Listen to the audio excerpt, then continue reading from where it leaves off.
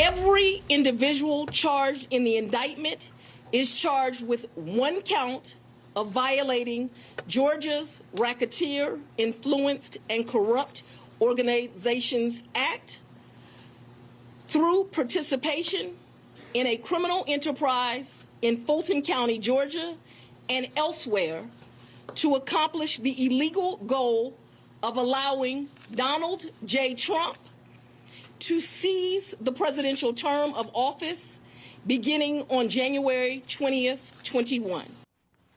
All right, that was Georgia District Attorney Fani Willis announcing the indictment of former President Donald Trump a day ago. For more on what this means for the former president moving forward and every other GOP candidate, let's welcome in former Florida Attorney General Pam Bondi and the former Director of National Intelligence, former U.S. Ambassador to Germany, and Senior National Security Analyst Rick Grenell. It is great to have you both on. Rick, we'll start with you. I'm curious just where you are on this fourth indictment and how Trump balances the roles of criminal defendant and presidential candidate at the same time, because nobody's ever had to do that before in history. Look, I'm eager to hear what the great Pam Bondi has to say. She's a brilliant lawyer. I'm just a commoner. I'm just watching this situation from afar out here in California. And I have to tell you, Rob, it's remarkable how many people who were sitting on the fence are now just saying, wow, I'm watching my country slip away.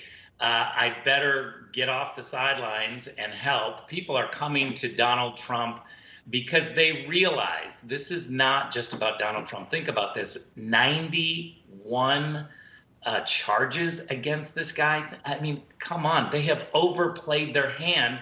They've shown America that this is so ridiculous and political, and people understand they could be next. They could be next. I will just finish with this.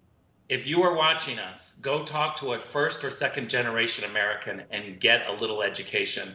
They are fearful. They are all at the forefront of fighting for Donald Trump and conservatives because they left fascism. They know what totalitarianism is like. They know when the media are completely in the tank for the ruling party. They see it. We see it in Pakistan. We see it in Niger. We have a real problem, a credibility problem in the United States. We've lost our moral authority. Yeah, great points. Pam, your reaction? Well, the great Rick Grenell helped keep our country safe for years in the White House with President Trump. And he knows, I just saw someone yesterday from Venezuela, and they were saying, can you imagine that's what our country is turning into if they get away with this? Look, I did this in a courtroom for many, many years. This does not come even close to fitting a racketeering statute. You seek racketeering charges when you want the maximum time in prison, which is what they want, but also a criminal organization, a criminal conspiracy for the worst of the worst violent offenders. And I mean violent. Gangs, traffickers, drug kingpins. And, Atlanta right now is riddled with crime. Crime is soaring in Georgia. And if I was a victim's family of one child who's overdosed from fentanyl and those crimes are unsolved, if I was a family member of a murder victim, and there are so many unsolved homicides in Georgia right now, and they're wasting their time on this ridiculous witch hunt, I would be furious. The citizens of Georgia should be furious right now. This does not meet the criminal standard. They know it, and they don't care. And it's the complete unraveling of our justice system. Great points. Rick, the New York Times reporting that this Trump indictment, the fourth, is a spectacle that's become surreally routine. The country must brace itself for what will surely be described as the trial of the century, which will then be followed by the next trial of the century, and then the next and the next. Politically, long term, and I know you were part of the Trump administration, but do you think that this only helps the president, or could this hurt him?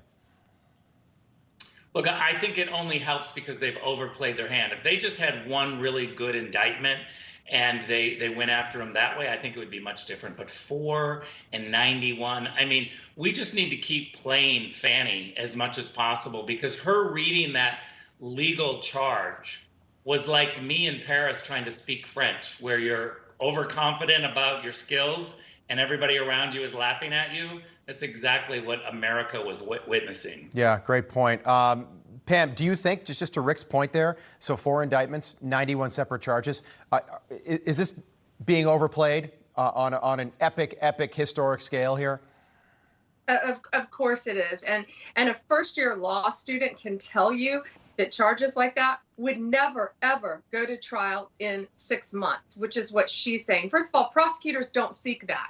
They don't do that. That's not what you do as a prosecutor. The defense attorneys will clearly waive speedy trial. There is no way that 19 co-defendants and a 98-page document would ever in any situation go to trial in less than 2 years. Okay, so you think, just quickly, you don't think that these trials will start, they're all scheduled to start in January and February. You think that these start beyond the 2024 election? It would be impossible for any defendant to get a fair trial. And here we have 18 in this case, and she's saying she wants it to go to trial in February. That's ridiculous. Again, a first-year law student could tell you that would never happen. Okay. Never. Pam Bondi, Rick Grenell, really enjoy you being on this morning. Thank you both.